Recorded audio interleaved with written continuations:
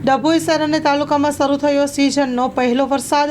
પહેલા વરસાદમાં નાના બાળકોએ વરસાદોની મજા માણી। ઠંડા પવન સાથે વરસાદ શરૂ થયો હતો। વરસાદ થતાં જ અસહ્ય ગરમીના બફારામાંથી લોકોને રાહત મળી છે। વરસાદની રાહ જોતા ખેડૂતો થયા ખુશખુશાલ। ધરતીપુત્રોમાં હર્ષ ઉલ્લાસ જોવા મળ્યો। નગરના લોકો છેલ્લા ઘણા દિવસોથી વરસાદની રાહ જોઈ રહ્યા હતા। ચાલુ સિઝનમાં વરસાદ સારો થાય તેવી ખેડૂતોની આશા બંધાણી।